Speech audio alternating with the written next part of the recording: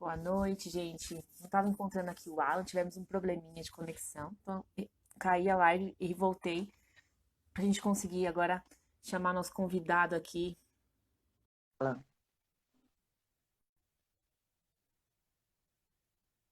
Result Place, uma consultoria. Cadê? Oi! E aí, Olá, boa gente, noite. oi, tudo bom? Tudo, não estava te achando da primeira vez. Ah, legal. E aí, como é que está aí na sua cidade, quarentena? Já todo mundo voltou a trabalhar? Aqui em São Paulo ainda estamos todo mundo fechado. A maior parte dos comércios aqui ainda estão fechados.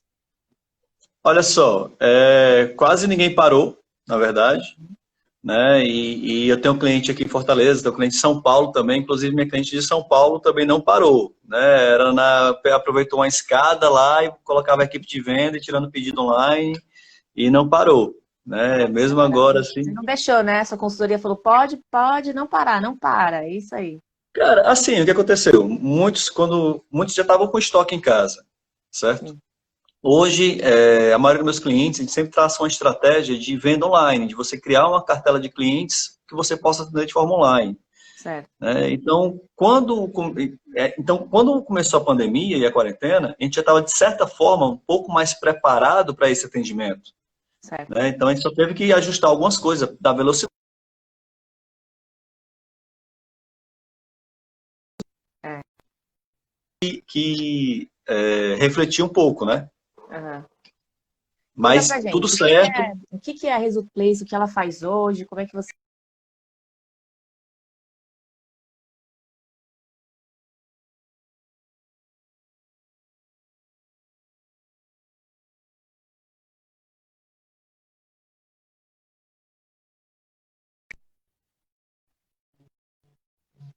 Assim, a gente está com problema de conexão.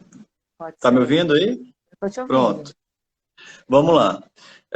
A Result Place nasceu da minha história, né? Eu tenho 45 anos hoje e 40 dentro da confecção, né? Sim. Nasci em Manaus, nos mudamos para Fortaleza e ao chegar aqui já foi confecção. E aí cresci dentro de confecção, trabalhamos com vários segmentos, moda feminina, lingerie, moda masculina, fardamentos. Teve uma certa altura lá para os 27 anos de idade que eu trabalho com a família já não estava indo Muito tão bem. bem, né? Trabalhar com família, quem tem uma empresa familiar sabe Sabe de disso. alguns desafios que se enfrenta. Eu acabei querendo seguir meu caminho e optei pelo caminho da consultoria. Eu tinha uma formação, sou formado em informática, pós-graduado em administração e gestão de negócios. Acabei indo para o segmento da consultoria e dentro dos segmentos que eu pegava, um deles foi a moda. Só que a moda começou que um cliente me indicava para outro, indicava para outro. Hoje 100% dos meus clientes são moda. Eu atendo hoje 27 empresas através da mentoria e a Certo. consultoria individual, e eu tenho três grupos de mentoria online, né, onde eu atendo. E aí passou pro curso online, pro atendimento online, a gente foi ganhando o Brasil inteiro, assim, em termos de possibilidade de atendimento. E hoje eu tenho um cliente em São Paulo, Rio de Janeiro, mais voltado para a gestão estratégica de negócios de moda, É né? Então, aquela meu modelo história, de... né? Você foi picado pelo mercado da moda, nunca mais saiu, né? Todo mundo que tá É, aqui sabe disso. A complicado. gente é Minha picado mãe por hoje tem isso. 80, minha mãe hoje tem 80 anos e ainda com a confecçãozinha dela trabalhando, ainda Olha só. você não larga. E aí a questão dos sete pilares, é um método que você desenvolveu, é uma estratégia que você desenvolveu para explicar como é que uma empresa de moda tem que funcionar? Olha só, quando, em determinada altura do meu negócio, do meu trabalho, eu me via trabalhando só com confecção ou com loja varejista, né? Todos os meus clientes eram moda, então eu conhecia desde a confecção que produz até o varejista que compra e vende. E como eu fui empresário da moda, né? Quando você é empresário, você acaba aprendendo de tudo um pouco, né? Então eu tinha alguma formação em informática, eu fiz pós-graduação em outras áreas da parte da gestão, e eu entendia de marketing um pouco, não era especialista em nada quando trabalhava, né? Certo, Quando eu tinha minha própria empresa. Mas fui desenvolvendo. E eu fui entendendo, quando eu chegava no cliente, que uma dificuldade que ele tinha era na gestão de estoque. Outra empresa que eu chegava, a dificuldade que ele tinha era na produção, certo. ou na equipe comercial, ou no marketing, ou na gestão de produto, ou no financeiro, ele não tinha limites financeiros. Então, eu fui percebendo que existiam alguns pilares fundamentais que eles boicotavam o sucesso da marca, Certo. certo? E o que acontecia muitas vezes é que nunca o problema era um só. Eu chegava numa empresa que ela falava, uma empresa grande, com 300 funcionários, chegava para mim, Alan, o problema é na produção. E quando eu olhava, o problema dele não era na produção. Uhum. Tá entendendo? O problema estava na gestão da quantidade de produtos, do modelo, então estava muito mais na criação, no estilo. Eu tinha um cliente que ela, Alan, faz um ano que eu não coloco, que eu não lanço a coleção no time, porque a minha produção não dá produção. E quando era, estava na criação o problema. Sim.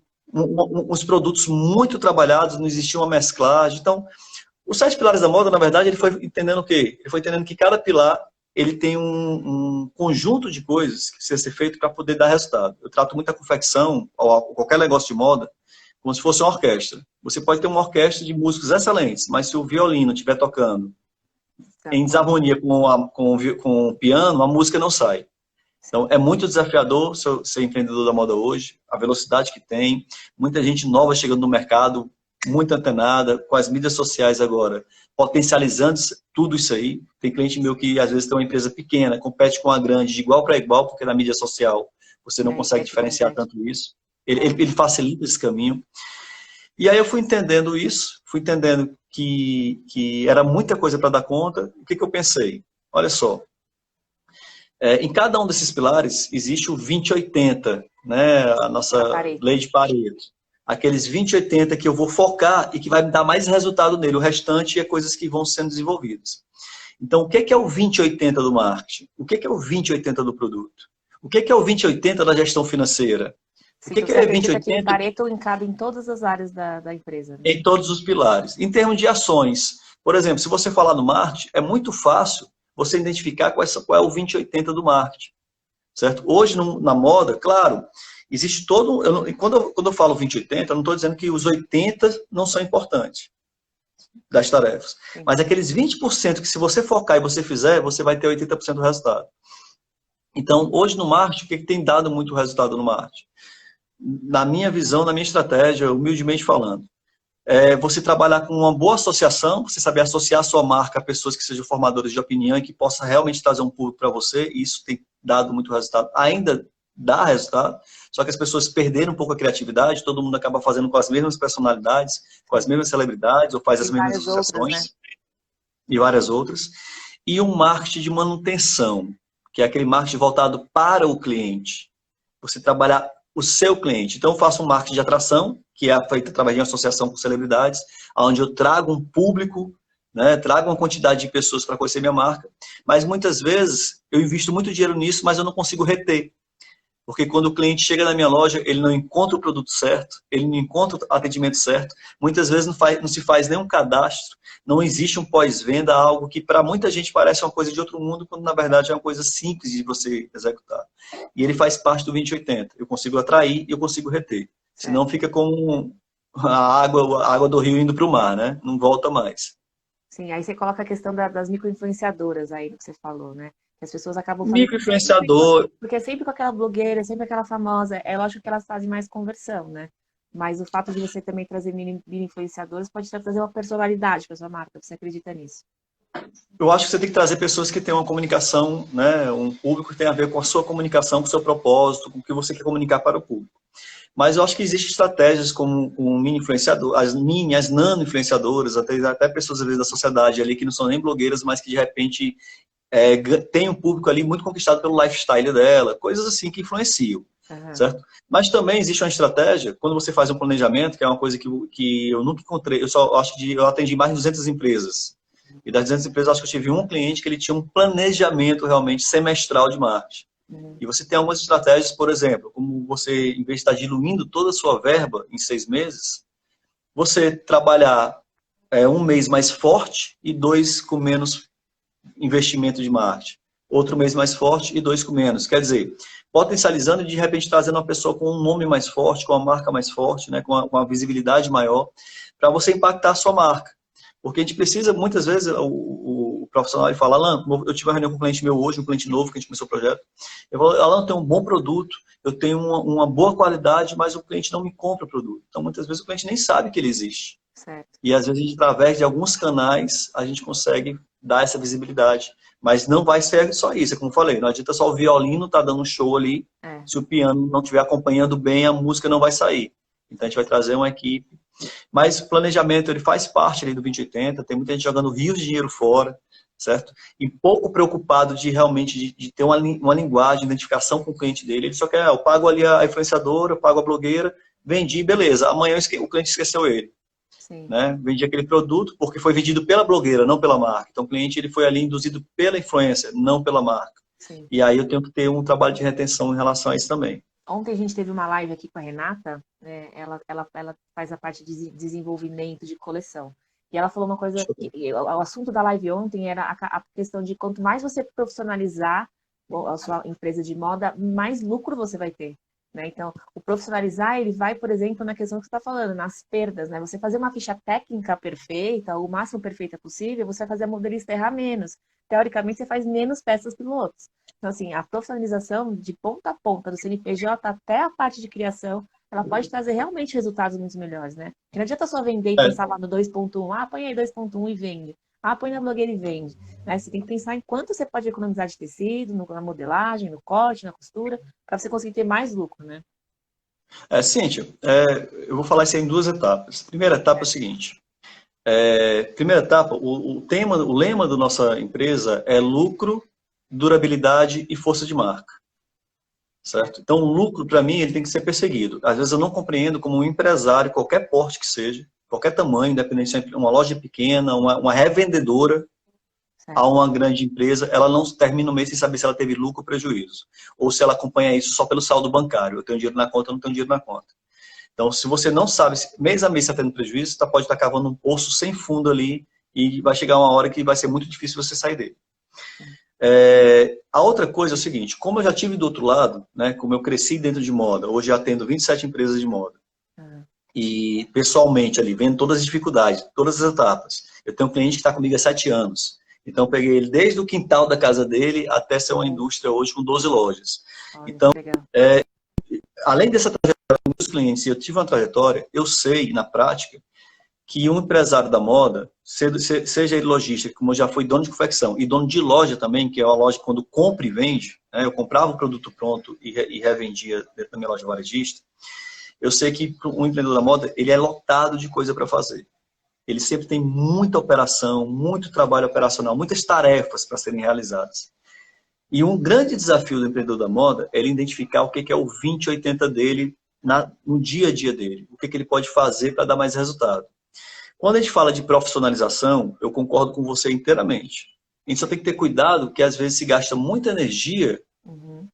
em uma coisa que vai demorar muito a dar retorno, quando na verdade se eu conseguir olha, nada perfeito. Existe um livro que é A Coisa Certa. E ele Certo. fala, foca naquilo que é importante e deixa o caos acontecer. É, sim, Você está entendendo? faz Se muito você sentido. focar naquilo que é importante, o resto está bagunçado, mas aquilo que é importante você não descuidou, aquilo que é responsável por 80% do seu resultado, você vai ter lucro, e você tendo lucro, você vai conseguir contratar pessoas que Resolver resolvam isso. aqueles pormenores, aquelas Nossa, situações muito bom isso, muito bom. que precisam ser potencializadas, né? Claro, mas se você pegar a confecção ou a loja, enquanto ela está crescendo, novas demandas vão aparecendo. Sim. Então, nunca o processo vai estar ali perfeito. Aquele vai ser resolvido, mas outras demandas vão aparecer, outras situações. Quando a gente chega numa empresa, uma das coisas que a gente faz é programação de coleção. Qual é a quantidade certa de blusas, a quantidade certa em cima de uma análise de giro. Certo. Depois que a gente faz todo um trabalho, um processo para poder implantar isso, a gente passa para o segundo, que é criar a convenção interna, que é ter a aprovação por parte da equipe. Tudo isso são um processo de amadurecimento da marca. Né? É um processo de amadurecimento de você como empresa. Né? A empresa ele é como ser um organismo vivo, é como um ser humano. Ele nasce, ele cresce, ele vai aprendendo, ele vai se desenvolvendo, vai criando personalidade. Você não É, pode querer, são raros os casos que uma empresa já nasce com personalidade. Né? São muito raros esses casos. E a é. gente tem que lembrar um outro lado também, um outro ponto que eu acho que é importante a gente lembrar. Muita gente está na moda, eu acho que 90%, chutando o número aqui, 95%, eu penso em relação às estatísticas das empresas que eu atendi, eles estão ali para ganhar dinheiro. Né? Gostam de moda, mas ainda não tem um propósito, ainda não tem um diferencial. Eles viram muitas vezes, foi uma herança da família, ou viu o vizinho, alguém ganhando dinheiro, foi lá e meteu as caras.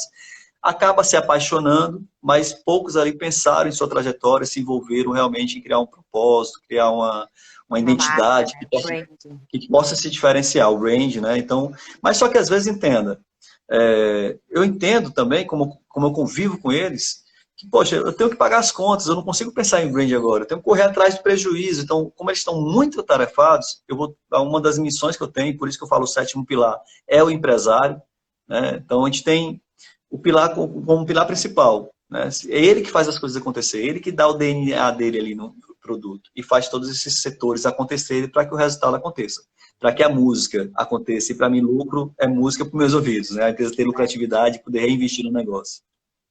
Exatamente. Esse negócio de você ter falado de você focar em 80% do seu tempo, 20%, 80% do seu tempo no que você é bom ou no que você sabe? Ou no que você acha que é importante, desculpa. Olha só, quando você é empresário da moda, você tem uma responsabilidade muito grande, certo? Você não precisa ser bom em tudo, certo? Você precisa saber o que é mais importante ser feito. Por exemplo, eu tenho um cliente meu que quando a gente começou ele tinha uma loja, hoje ele está com 12 lojas, né? E ele vende o Brasil inteiro. Ele tinha uma deficiência muito grande na área comercial. Alan, eu não sou um bom comercial. Então eu falava o seguinte, a sua empresa, ela necessita de um bom comercial. Não estou falando que você precisa, a sua empresa precisa.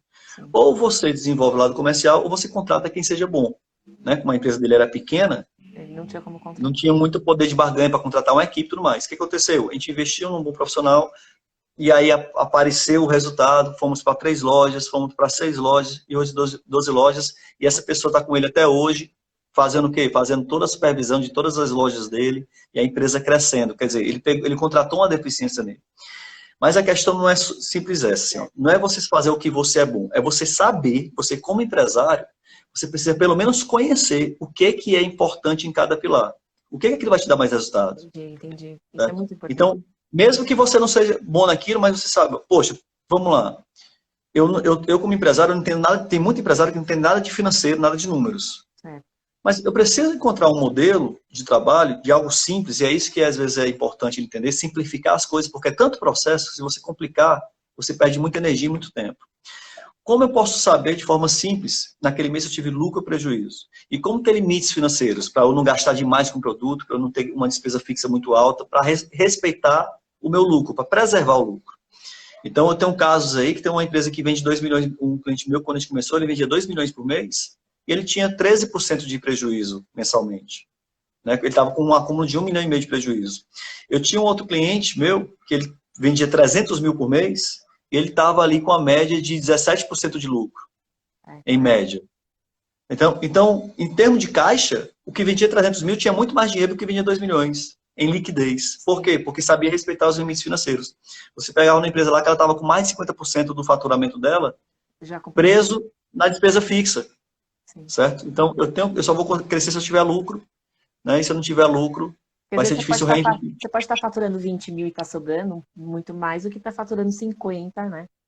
Eu tinha uma cliente minha que ela faturava 50 mil e ela tinha 4% de lucro. Era um lucro baixo, mas faturamento baixo. Mas era o suficiente para gente... complementar toda... E era o suficiente para a gente reinvestir. Pô, deu uma visão, deu uma coragem agora. Quando a gente tem uma segurança financeira, eu brinco muito que você trabalhar com a empresa sem ter os indicadores necessários, principalmente financeiro, é como dirigir um carro com painel quebrado. Você uma hora pode dar prego de gasolina, faltar combustível, você não sabe. Você uma hora pode dar uma prego de óleo e até de repente bater o motor, que seria fechar o seu negócio. Então você está dirigindo aqui o carro para uma viagem longa com o painel quebrado, sem saber se a hora que vai faltar gasolina, a hora que não vai faltar. Então você vai muito no feeling, no medo e no risco. Sim. Certo? Então, por isso que eu digo que isso aí fortalece um pouco a informação que eu trago. Que você tem uma visão sistêmica dos 7 pilares. Você não precisa ter um marketing poderoso, um financeiro. Não. Claro que algum desses pilares ele vai se prevalecer, né? Ele vai o marketing, o produto, etc. Mas eu tenho esses 7 pilares. Vamos fazer um resumo aqui. Desses 7 pilares, 3 são responsáveis por fazer seu faturamento crescer, deslanchar. E pela sua força de marca. É o pilar produto, que é o que você vende. Então, ele é um pilar, você tem que estar trabalhando bem com ele, bem analisado, uma boa curadoria se você compra e vende, ou uma boa fabricação, antenado, um produto que te diferencie, um produto que seja comercial e o produto isca. Eu tenho a equipe comercial, que é quem vende o teu produto, quem fideliza o cliente, quem faz o cadastro, quem traz uma carteira nova, reoxigenando tua carteira de clientes. E eu tenho o marketing, que é quem divulga o teu produto para a tua equipe vender e dar um show. Então, é os três pilares do resto, né? Esse faz o crescimento de vendas e a força de marca. Eu tenho 2 pilares que vão garantir a minha lucratividade. Então, eu faço minha venda crescer, mas ter venda alta não é garantia de lucratividade. Como eu exemplifiquei agora, 2 milhões e 300 mil. Certo? Então, eu posso faturar muito e não ter lucro. Tem gente que vai crescendo, como eu já tive cliente, hoje esse ano eu vendo o dobro do ano passado e ainda não vi a cor do dinheiro. Certo. Porque ele não tem esses 2 pilares funcionando. Quais são esses 2 pilares? A gestão do estoque, certo? De você botar na quantidade certa, nos grupos certos. Girar o estoque. Olha, se você está comprando 1.000 peças e vendendo 700, no outro mês você compra 1.000, vende 500, no outro mês você compra 1.000 ou 900 e vende 700, você está transformando dinheiro em estoque parado na prateleira.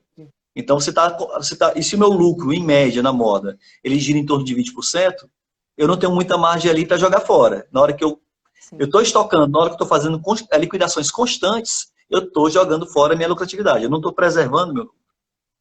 Certo? Então, o pilar estoque com o pilar financeiro, a gestão financeira dos limites, de eu não gastar mais do que aquele valor por mês com produto, de eu não ter uma despesa fixa maior do que esse percentual de faturamento, ele vai preservar o quê? O meu lucro. Certo. Pronto. E os outros 2 pilares, completando os outros 2, é a sua equipe, que são as pessoas que fazem esses pilares acontecerem. Certo. Alguém financeiro, no marketing, na criação, no estilo, são as pessoas. Então, uma empresa não é, se seus colaboradores não forem, uma empresa não vai conseguir nunca se destacar. Sua equipe ali é uma equipe que, mais ou menos, ou que você está ali sofrendo por ela, em todos esses pilares. E, por último, o pilar que é o gestor, que é o próprio empresário. Ele que está ali à frente, ele que coordena, ele que faz as melhores escolhas. Sobre o empresário. A gente sempre ouve falar sobre a empresa, né? Mas o comportamento do empresário ele precisa mudar também, né? Ele precisa se comportar. Olha, tem uma característica do empresário que é muito forte, que fora todas as competências que ele precisa ter. Primeiro, o seguinte: por que eu não trabalho com moda, já que eu conheço tanto da moda? Primeiro, eu tenho mau gosto. Eu não tenho mau gosto, eu sou brega, eu não entendo de produto. Sim. Eu entendo de gestão, de estratégia, de ideias. Certo? Então, você ficar muito a mercê ali. Então, algumas pessoas têm que entender um pouco, têm que desenvolver essa área. Se você curte moda, se você gosta de moda, você tem que desenvolver na área de conhecer produto, de pesquisa e tudo mais. Mas existe uma característica do empresário muito forte, que é o seguinte: é o bom senso na hora de ele entender o custo de fazer e o custo de não fazer. Certo? Então, você investir em produto, no estilo, em alguém, ele tem um custo, claro. Um bom profissional, ele tem um custo para você. Mas você não investir no bom profissional, ele pode ter um custo muito maior. Certo. Você investir numa boa equipe comercial vai ter um custo. Você fazer estímulos, campanhas de venda, corrigir entre elas, motivação, vai ter um custo. Agora, você não fazer isso aí, você não investir numa contratar uma equipe, vai ficar mais caro. Concordo. Isso vai servir para o marketing. Muitas vezes um cliente meu, quando a gente vai trabalhando com a empresa, a gente tem que entender um pouquinho qual é a característica financeira dela, como é que ela está, em que momento ela está no contexto dela. E às vezes a pessoa, mas um financeiro para mim é caro. Eu falei, cara, contrata um estagiário, começa com o que você tem, mas não deixa de lançar, começa com o mínimo possível, pelo menos uma vela. Uma vela no quarto escuro é melhor do que a escuridão total. Né? Mas começa com o mínimo possível para a gente tomar decisões de qualidade. E aí a gente vai entendendo que essas situações, ele vai começando a entender que aquela economia que ele estava tendo estava saindo muito mais caro para ele. Quando ele vê a primeira análise financeira, que ele percebe, poxa, eu estava jogando dinheiro fora aqui, eu estou perdendo dinheiro aqui. Então, essas decisões, né, que são muito características do empresário, que é importante ele esquecer o modelo antigo de trabalho, porque eu entendo, como eu já tive do outro lado, e eu entendo isso perfeitamente, que o quê? O empresário, tudo que ele olha, ele não olha para o investimento, ele olha como despesa. Certo? Por ele não ter uma insegurança, e eu compreendo isso, cara, eu vou contratar um financeiro, mas eu não sei nem o que eu vou fazer, eu não sei nem como cobrar, porque eu não entendo. Sim. Então, para ele isso é uma despesa. Certo? Quando ele começa, a primeira reação é enxergar como despesa. Quando ele começa a ver o resultado daquilo, como é que pode ser beneficiar o negócio dele, ele começa a entender. Né? Ele começa a quebrar esse paradigma que existe entre o custo de fazer e o custo de não fazer. Ele começa a identificar o que é realmente despesa e o que realmente é investimento, que vai retornar muitas vezes mais para ele, né? Sim. Tem uma aluna sua, assim, ó, a Natália está falando que estudou o seu e-book, olha aí. Olha só. Seu e-book parece que tem Legal. mais de 100 páginas de informação, né? É porque é o seguinte, eu não sou muito fã, o e-book realmente foi escrito por mim, né? Tem Certo. algumas pessoas que compram alguém para escrever um e-book. Não, eu botei o diferencial. E é isso que eu digo, assim, o segmento da moda, o ramo da moda, ele tem algumas características, algumas particularidades que é diferente de qualquer outro segmento. Isso é Eu tenho verdade. alguns clientes que eles vieram, são grandes executivos. Um era diretor de uma grande multinacional, o outro de uma grande empresa de leites, de laticínios, e pessoas executivas, pessoas com PhD, gente formada. E que ele chega na moda, ele fica louco. Ele fala, não, Alan, eu não entendo isso aqui, não pode ser. E aí eles vão É muito. entendendo as O mercado da moda, ele, particularidades. ele é muito específico, né? E existem vários Existe mundos dentro da moda, né? Você tem o vários. atacarejo, você tem quem vende só, quem faz só atacado, quem é só varejo, quem é pronta entrega. Você tem vários mundos, né? Tem a Você tem que saber revendedora, né? identificar, né? Tem o revendedor, tem a sacoleira, Eu, tem o a pessoal do grande maioria dos meus estoque. clientes, eles começaram revendendo, né? Eles deram um passo importante de começar revendendo, que é um passo importante. Né? Você vai conhecendo o público, vai entendendo a dinâmica da moda, porque o problema maior é que a maioria da galera do mercado, e realmente não tem tanta informação nesse sentido, assim, voltado para a moda como gestão como um todo, você vê um curso de financeiro, mas não existe um financeiro voltado para a moda. Tá Exato. entendendo? Algo que entenda a particularidade da moda, o produto, o markup, os limites financeiros voltados para a moda. É marketing também, já existe o marketing da moda, graças a Deus, e outras coisas existir e tudo mais, mas tem algumas particularidades que não existem. E é interessante quando você começa no mercado, você pega esses empresários aí, que não existe muito compartilhamento de informação em alguns locais, né? Eles formam grupos, mas existe uma certa proteção, né? Quando você de informação, que a gente faz pequenas mudanças, o resultado aparece. Olha É só. como se você tivesse passado um pano ali no para-brisa do carro. De repente você começa a enxergar tudo, a estrada que está na sua frente. Né? Então, Sim. uma pequena mudança, ela muda o teu resultado ali. Isso é que a gente tem visto assim de bacana.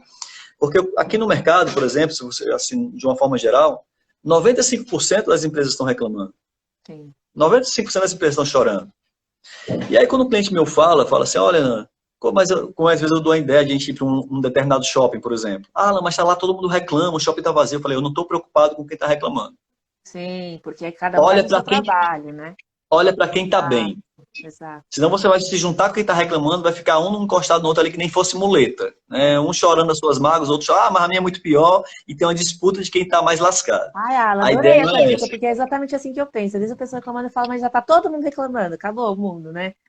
É. Exatamente, você falou muito A bem. ideia não é essa. Sempre vai ter alguém ganhando dinheiro, e se ele está ganhando dinheiro, ele está trabalhando diferente da maioria, da grande maioria. Porque 90% ali trabalha na mediocridade, trabalha na média, né? Sim, sim. Então, a grande maioria ali, quando você se diferencia um pouquinho, se você faz um pouco diferente, você já começa a se destacar, já começa a chamar a atenção do mercado. E É, é isso que a gente procura fazer nos 7 pilares da moda. Dar sustentação, trabalhar a fase de crescimento, normalmente a gente foca ali primeiro no crescimento, mas dar sustentação porque é para crescer e crescer sempre. certo. Lucro, durabilidade e força de marca. A nossa missão é deixar a herança de crescimento para as empresas. Por quê?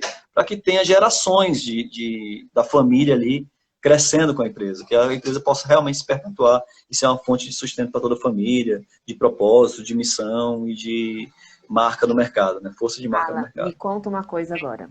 Estamos nesse momento aí de Covid, pós-Covid, e eu vejo um monte de live falando que vai dar uma solução em 1 hora para as empresas nas lives sobre o que fazer no pós-Covid, né? Eu acho isso tão estranho, porque ninguém vai dar solução de 1 hora numa live que é um bate-papo, né? Então, normalmente a gente Aham, realmente tem que dar insights, a gente tem que estimular, né, a gente a pensar aham. nisso. Existe algum estímulo, algum insight que você gostaria, ou que você ouviu de algum cliente que aconteceu com você nesses dias, que você poderia passar aqui para a gente falar, poxa, realmente, olha, esse momento a gente pode ter tipo, um outro mindset, alguma coisa que você fale, olha, vamos analisar, gente, que nem isso que você falou agora, né? Parar de reclamar, acho que é uma questão, a gente sabe que não está fácil para todo mundo, principalmente no mercado de moda, né? Mas a gente tem que ter otimismo, né? Porque o pessoal da moda, né? Vamos conversar uma coisa, né? É o primeiro a ser destruído sempre, né? Qualquer crise que acontece no Brasil, no mundo, o pessoal da moda é sempre o primeiro a ser prejudicado, né? É sempre o primeiro a ser abalado, o mercado, né? Olha, Cintia, algumas coisas que eu falo, ela pode ser um pouco contra-intuitivo e de repente até um pouco polêmico, vamos dizer assim. Deixa eu falar, mas eu vou falar a minha opinião em relação ao que eu tenho visto, Tá, certo? Muita gente que entrou nessa Covid, ela ela pode ter sentido um impacto maior porque, de repente, ela já não vinha preparada Uhum. antes, ela já vinha mal. Né? É que nem a questão da Covid no nosso próprio corpo, existem as comorbidades. Então, se eu já vinha mal ali, a Covid ela só fez acelerar um processo ou piorar um processo. É. Né? Mas vamos, onde eu quero chegar? Antes mesmo, eu não sei, eu não tenho muito uma visão geral de mercado. Eu tenho a Certo, visão dos meus clientes. Meus clientes são uma amostra do mercado, já que eu trabalho com 27. certo. Mas todos eles, eu já tinha implantado ali uma visão financeira, eu já tinha dado uma Mais equilibrada. estavam mais Então, saudáveis. quando entrou a fase da pandemia, eu tenho até uma live que eu gravei, tem um vídeo lá na história, né? Quando começou, Uhum. e para mim era uma situação totalmente nova, eu nunca tinha atravessado por esse momento, certo? Ninguém nunca atravessou por esse momento. Eu apostei numa coisa, em relação aos meus clientes. E de todos os meus clientes, dos 27, teve 2 que em abril, né, a gente começou em março, de março para abril, não me escutaram, depois se arrependeram, quando foi em maio, eles fizeram o que era para ser feito. A primeira coisa foi que eu disse para eles, esses 3 pilares, que são os pilares responsáveis pelo crescimento da venda, a gente tem que trabalhar forte. Forte de que sentido? Respeitando uma queda que era esperada, certo? O mercado falava numa queda de 90%, mas nenhum cliente meu ele caiu mais do que 50%. Por quê? Porque ele continuou apostando em lançamento, mas o produto certo no momento certo, que já ficou um produto mais em casa, uma linha mais básica, algo que fosse mais voltado para o momento. Continuaram fazendo marketing e continuaram com a equipe ali trabalhando de casa. Né? Eu não podia estar presente, mas nem no online. Investimos em campanhas, você sabe o que é mais campanha de tráfego, né? Jogando um tráfego para o WhatsApp, desenvolvendo produto. Então, houve uma mudança de cenário. Muita gente entrou com medo, muito medo no começo de abril, e depois que viu as vendas acontecendo, né, criaram coragem, fizeram um lançamento mais forte em maio e junho agora também. E aquele meu cliente que não tinha apostado, quando ele apostou em maio, ele viu que realmente a venda estava acontecendo em menor proporção. Se o meu faturamento cai, o que precisa cair junto? Minhas despesas. Exato, mas as despesas às vezes não caíram. Então muita gente tinha algumas dívidas já passadas, eu tive que renegociar para poder deixar no patamar que eu pudesse pagar nessa nova realidade. Então eu precisava da gestão financeira. Então isso muita gente conseguiu fazer muito rápido. Mas aí vem o pós-Covid, né? A retomada. Bem, até onde eu sei, dentro desse trabalho, quem conseguiu fazer a sua parte, quem saiu para a chuva, né? Que eu vou abrir um parênteses, se você me der toda a me liberdade, aqui o permitir. espaço é seu.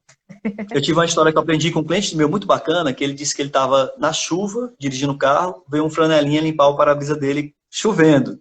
Uhum. Né? E ele olhou assim, ele gosta de tirar uma onda, ele olhou assim, pegou um trocado, baixou o vidro para dar o trocado pro cara, mas brincou. Rapaz, tá complicado hoje, não tá não? Uhum. E o cara respondeu, pior seria se eu estivesse em casa. E Olha, mais, hoje eu não tenho nada. concorrente, só eu resolvi sair na chuva. E aí eu comecei a brincar com meus clientes, vamos sair para a chuva, vamos fazer a nossa parte. Sim, muito bom. Nesse pós-Covid, claro, hoje abriu muita mentalidade das pessoas em relação ao atendimento online, a prestar um atendimento melhor no Até WhatsApp. mesmo guardar mais caixa, né? Ter mais dinheiro em caixa, né? Se estabilizar.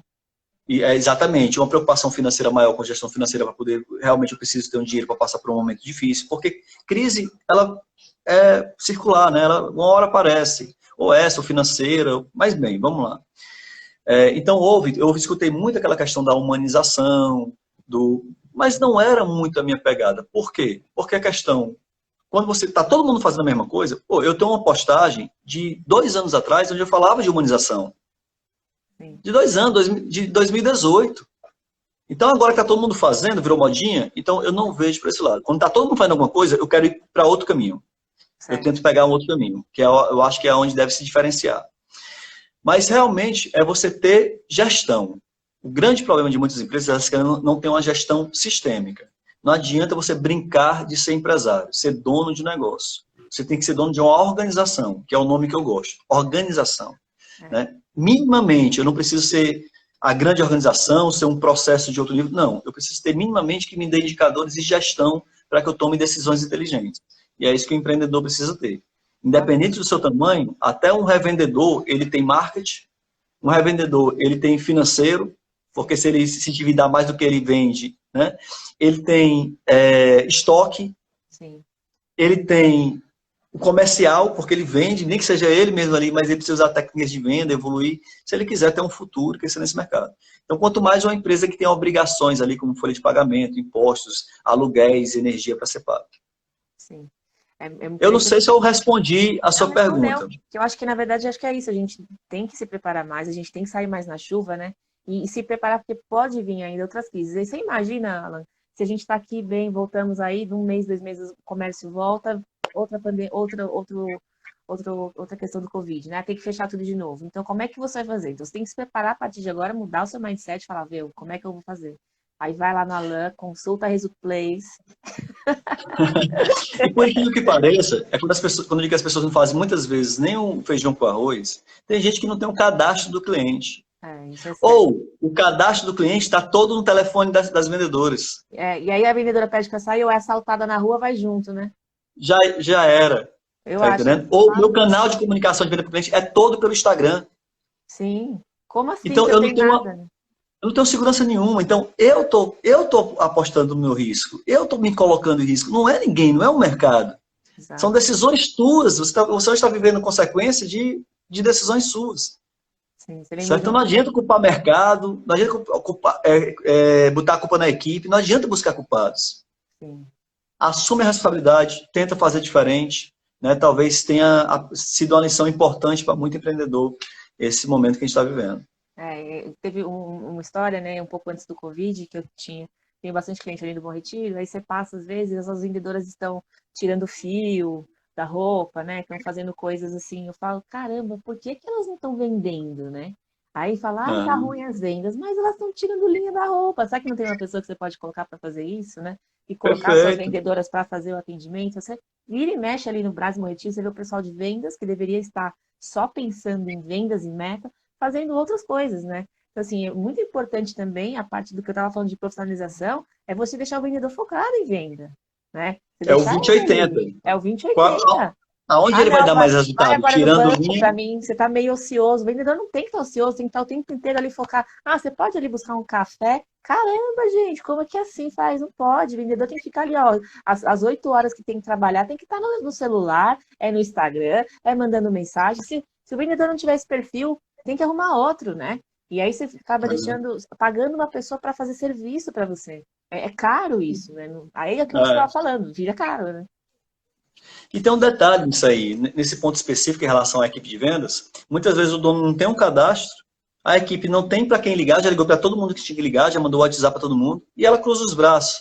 Porque não faz o acompanhamento de indicadores, não tem uma meta de conquista de novos clientes. Cara, vai ali no Instagram da concorrência, vai conversar com quem curtiu, manda uma foto, vai conversar, vai prospectar novos clientes.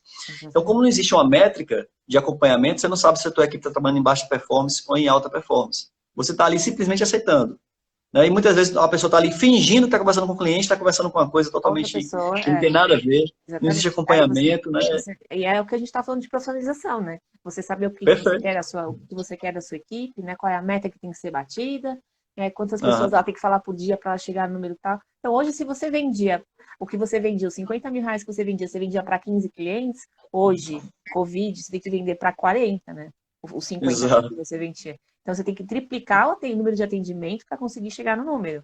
O dinheiro ficou menor na mesa, né? Então, agora você tem que focar um pouco mais em novos. E um outro lado. E tem um outro lado também que é importante, ter estratégia. Estratégia de venda. Quando eu faço estratégia de venda, por exemplo, a venda do online, a venda pelo WhatsApp, para um cliente que lhe procura, gostou do seu produto no Instagram, mas que não conhece a sua marca, porque olha só, eu tenho um Instagram bacana, com fotos bacanas, produtos lindos. E um cliente que curtiu meu produto, mas nunca foi na minha loja, né? A gente hoje abre o leque aí de vender para várias partes do Brasil. Ele não sabe se minha empresa é uma empresa séria, se ele vai comprar, se ele vai receber. Ele não sabe se a qualidade do meu produto é boa. Então, o desafio de uma venda online, ele é maior do que o desafio de uma venda balcão, né? Que o cliente está ali presencial, pegando na qualidade do produto, provando, para ver caimento, etc. Então, tem que ter estratégia para converter mais, porque a venda do WhatsApp é mais demorada. Ela é mais demorada, né? Exato. Ela é mais demorada, até você mostrar todos os produtos ali. Tem cliente que já sabe o que quer, que já conhece o produto, vai lá e compra rapidamente. Beleza. Mas para você conquistar um cliente novo, ele é mais demorado e eu preciso ter estratégia de conversão para isso. Exatamente. Né? De repente, oferecer um frete grátis na primeira compra, ou um brinde, ou algo, e trabalhar um over delivery. Over delivery. Né? Trabalhar o over delivery, que é você, beleza, o cliente comprou, mas você conquistou ele vai voltar a comprar? Qual a estratégia que você vai utilizar para que ele retorne a compra, que você consiga o wow dele? Então são coisas básicas que a gente, que pode dar trabalho. Outra coisa também que é interessante, entendeu? Que dá trabalho só a primeira vez. Você criar uma estratégia, ele é trabalhoso, né? Você entender o seu público, uma estratégia que mais se adapte à sua realidade e tudo mais. Mas depois que você cria, ele começa a funcionar, certo? E aí é só uma vez. Então você tem um trabalho, mas só tem trabalho uma vez. E aí ele começa a funcionar e você vai só enriquecendo. Eu falo que quando a gente usa a palavra estratégia, parece que é uma operação de guerra, né? Parece que você tem que colocar o goi na rua, fazer um... Não, gente. Estratégia nada mais é do que um passo a passo, do que você criar um método, né? Um roteiro de como é que você tem que atender o seu cliente, né? Então, quando a gente fala em estratégia, parece uma coisa tão distante, eu acho, às vezes. Porque quando, às vezes eu falo para os clientes, vamos fazer uma estratégia de marketing digital, elas não têm noção do que a gente está falando. E simplesmente nada mais é do que encontrar caminhos para o cliente chegar até você. É desenhar isso. Ó, vai ser pelo Instagram? É um desenho. É pelo direct? É um desenho. É uma estratégia. É muito simples de você fazer, né? E depois de montar... isso. E claro que você pode ir profissionalizando cada vez mais isso, enriquecendo a sua estratégia. Colocando mais, mas você sempre começa com o primeiro passo. Em qualquer local que eu queira chegar, eu tenho que dar o primeiro passo. Eu não vou dar um passo todo, eu dou o primeiro passo. Só para você ter ideia, um exemplo de estratégia que eu uso no atacado para online, que eu estimulo meus clientes a usarem, é o seguinte: o cliente do atacado, ele é um cliente que ele se torna sistemático. Se eu compro de você atacado e eu gostar do seu produto, e seu produto for bem aceito pela minha carteira de cliente, eu vou voltar a comprar. Certo? Aí muitas vezes eu falo para o meu cliente assim: cara, tu acredita no teu produto? Ele: não, acredito. Você confia nele, confia na qualidade, confia no que o cliente vai comprar no final? Claro, confio no meu produto. Então fala o seguinte: usa a tua estratégia de venda normal, né, um script de venda para atender o cliente atacado, mas em algum momento, se você encontrar uma resistência, entra com uma oferta irresistível. O que é uma oferta irresistível? Normalmente o atacado ele vende uma quantidade de peças. Em alguns lugares são 6 no mínimo, outros lugares são 12. Tem um cliente meu que ele vende 20. Eu falei: cara, diminui a quantidade, oferece 5 para o cliente. Mudando uma estratégia. Deixa ele sentir o gostinho. Ele: cara, fala o seguinte: Cíntia, eu sou uma confecção, você é um lojista. Cíntia, faz o seguinte: compra 5 peças minhas, eu quero só que você conheça a qualidade do meu produto. Sim. Tá entendendo? Ou eu pago o frete, ou então o que eu faço? Me compra 10 peças, eu te dou 50% de desconto, eu te vendo a preço de custo. Sim. O que eu quero na primeira negociação é que você conheça a qualidade do meu produto. Se você não gostar, você me devolve o produto, o frete por minha conta.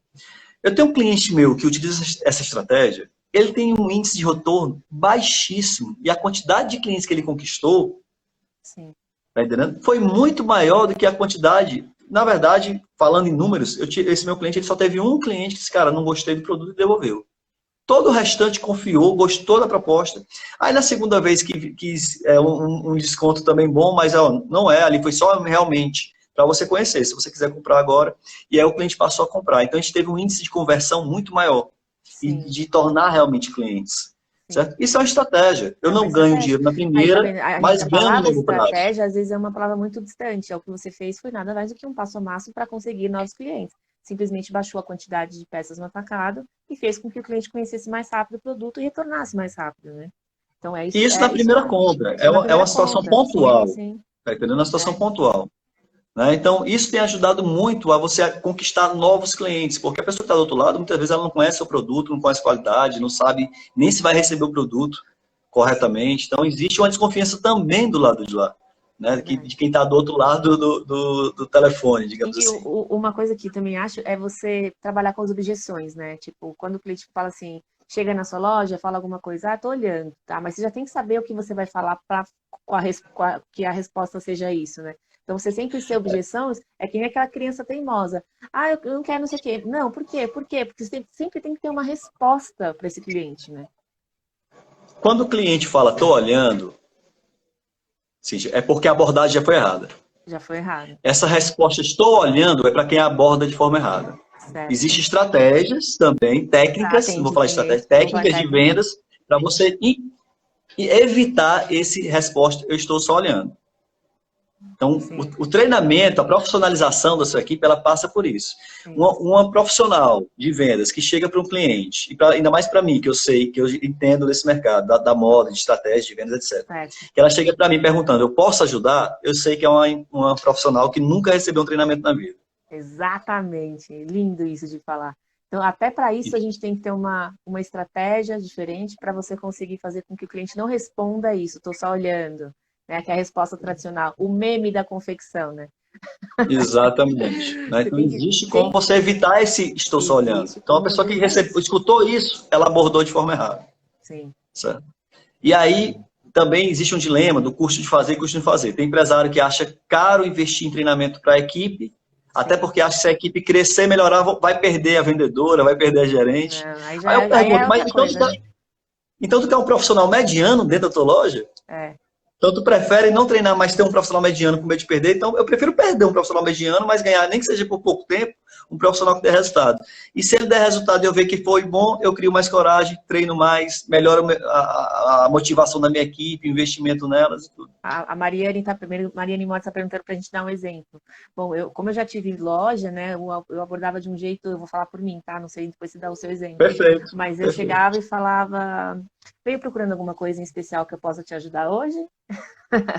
Com um sorriso na boca, acaba que você não precisa falar, não, fica à vontade. Assim, era uma das vezes que eu sentia que as clientes davam um sorriso, né? Então a gente acaba ficando deixando o cliente mais à vontade. Conta uma sua agora, Alan. Olha, a questão do eu tô só olhando é o seguinte. Quando o cliente fala que ele está só olhando, ele tá, na verdade, ele está dizendo ali, ó, Me não me deixa. perturbe, me deixa, certo? Então, quando o cliente está ali rejeitando a sua ajuda, ele de alguma forma ele está ali, olha, eu não estou muito interessado, certo? Em ser importunado, certo? Então, essa abordagem é que ela já está errada, certo? É Sim, na hora que eu estou assim, é, eu fui para ele ali abordar. A primeira coisa que você tem que fazer, muitas vezes quando a gente chegar na loja, é não cometer um erro que muita gente comete, conta que pra é, gente. primeiro você registra a presença, dá um bom dia, E a sai, gente usa, existem várias técnicas, certo, gente? Eu vou falar uma. Uma é certo. você continuar coisando, como a gente fala, ali na loja, movimentando, e dizendo, ó, fica à vontade. Você nem fica longe do cliente, nem pergunta se está procurando alguma coisa nem nada. Você primeiro deixa ele entrar, se situar na loja, ficar à vontade. E você falar o seguinte, estou aqui porque precisar. Pronto. E se mantém perto, Sim. certo? Nem se aproxima demais para ficar uma sombra do cliente, o cliente se É, virar lá de cara com você, porque isso você é colou no cliente, desagradabilíssimo, né? e nem ficar tão distante que deixe ele na sensação de abandonado. Sim. Mostre para ele que está disponível. E na hora que ele precisar da sua ajuda, ele vai pedir a sua ajuda. É, no olhar, Certo? né? Então, Ele olha pra você, ele te procura, né? sorrir, não deixe o cliente sentir um fantasma, porque eu já entrei em muitas lojas que você entra, sai, A a vendedora nem olha vendedora pra sua nem deu cara, né? atenção. Exatamente. Alan, mas eu estou atendendo. Não importa, você está atendendo o cliente, pede licença, licença, só um instantinho. Olha para o cliente que chegou, sorri, cumprimenta, já já eu falo com você, fica à vontade, e volta para o atendimento. Certo? Uhum. Outro erro comum é também você exagerar e não fazer nada. Certo? Então você respeita o tempo do cliente, mas aí você vai entrando com outras técnicas, né? Que é a Certo. técnica de abordagem, pergunta o nome, oferece alguma coisa, não precisa oferecer Sim. produto. Se ele está ali no seu Papo, um ambiente, café, né? né? Então tem a disponibilidade, aí algum assunto que você observe, porque um bom vendedor, ele antes de tudo é um observador. Né? E Sim, aí vai tentando exatamente. puxar um assunto, e aí de repente você vai entrando, mostrando o modelo. Eu não preciso perguntar se o cliente está procurando uma blusa. Se eu vejo que ele está mexendo numa blusa, eu posso chegar lá já mostrando um outro modelo de blusa. Eu gosto de vendedor que derruba a loja, Eu que também mostra adoro. muitas Eu opções, fico com mostra dó muitas também, opções. mas eu acho ótimo também, né? Porque você vê que a pessoa Olha, tá com vontade de fazer o negócio, né? eu tenho que mostrar entusiasmo e vontade de atender. Sim. Há um ponto que tem cliente que às vezes é tão bem atendido que ele sente até vergonha de não comprar nada. E é uma outra técnica de venda aí, ó. Tá entendendo? Então, não, realmente existe isso aí. E as pessoas hoje falam assim, ah, Alan, mas você paga um treinamento para vendedor e tudo mais. Gente, existem treinamentos online hoje, cursos online, que te dá direito aí por um tempo. Se a sua vendedora for embora, você bota ela para assistir o curso online novamente. Tá Sim, entendendo? sim. Então não tem Hoje o motivo mais. online, ele te ajuda nisso, né? E outra, O se for YouTube, um presencial, faz você, aprende você, para você treinar a sua própria equipe. Eu acho que pra isso é sensacional, é óbvio que eu faria. Eu perfeito. faria isso, então aprendam vocês todas as técnicas, e aí você sempre vai treinar a sua equipe. Eu falo que, por exemplo, o McDonald's, ele é uma das empresas que mais treina os seus funcionários.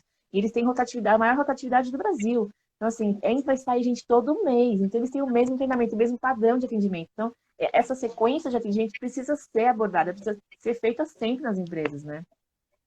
E outra, você encontra hoje conteúdos gratuitos na internet. Claro que um conteúdo gratuito, ele não vai ter a mesma profundidade que um conteúdo pago. Mas se for um problema, Alan, eu não tenho dinheiro. Isso não é desculpa.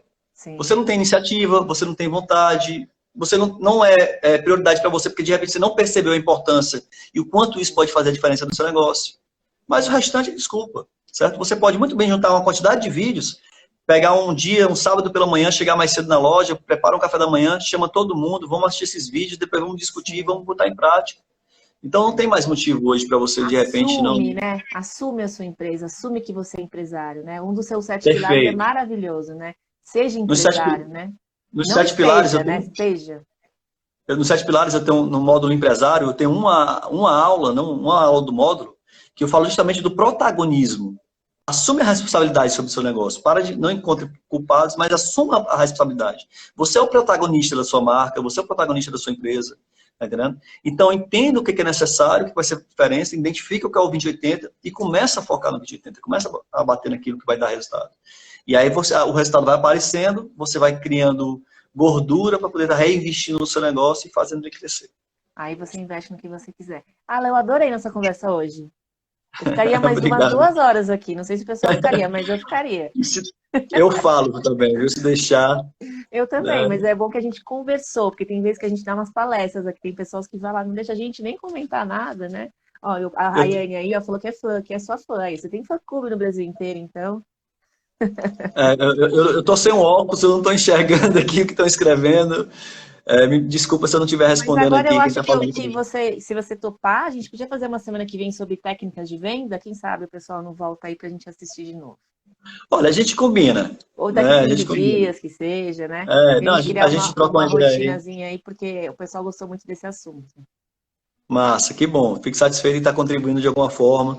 Eu sou fã desse mercado, eu cresci nele, eu sei todas as dificuldades, já quebrei junto com a minha família nisso aí, eu senti na pele as dificuldades, você sofrer com decisões erradas, com a solidão, né? Para mim, das dores do cliente do mercado da moda é justamente a solidão, tomar decisões sozinho, porque você não vê ninguém ajudando ninguém ali e pouco conteúdo específico para esse segmento. Então, eu entendo bem isso aí, eu compartilho, né? Tenho empatia em relação a essas dificuldades que o mercado enfrenta. E é por isso que a gente tem tentando aí, a digital chegou para a gente poder ajudar o máximo de pessoas possível, né? Realmente, porque você é muito bom, realmente muito profissional, fiquei muito feliz. É muito sacrificante você investir noites, dias, todo o seu recurso, todo o seu dinheiro ali no patrimônio, em um negócio que de repente ele não consiga vingar. Então isso é muito triste, é o que a gente tenta evitar. E aí acaba sendo um propósito de vida para você, né, Alan? É um propósito de vida, por isso que eu bato muito. Ajudar outros empresários a não passarem por isso, né? Lucro, durabilidade e força de marca, né? Porque como a gente quebrou, né, em algumas empresas, eu sei o quanto é ruim você começar do zero de novo. A minha mãe é uma guerreira, né, tremenda admiração por ela, mas ela sempre trabalhou os pilares de forma no achismo. E o mercado concorrido hoje, como ele está, ele não tem mais espaço para o achismo. Você precisa se profissionalizar, que é a palavra que você usou muito bem. Nossa, adorei, de verdade. Ó, o pessoal pediu horrores aqui, daqui pelo menos a 15 dias, vai, me ajuda aí. Vamos combinar, vamos combinar. Tá bom? Vamos combinar. Gente, obrigada por vocês terem assistido. A live vai ficar no IGTV aqui do Bom Retiro na Moda. Amanhã a gente tem uma live sobre vitrine, né? Uma vitrine online com o pessoal da VM. Nós vamos falar sobre como montar uma vitrine online aí pro Dia dos Namorados, para as próximas datas comemorativas, viu? Obrigada, fica com Deus. Obrigada, gente, por ter assistido hoje aqui até o final, viu? Olha, primeiro eu que agradeço pelo convite e parabéns pelo seu trabalho. Obrigada. Ó, pessoal da vitrine aí, amanhã a gente vai estar aqui, hein? Show de bola. Beijo, Alan. Fica com Deus. Boa noite, gente. Beijão. Tchau, tchau.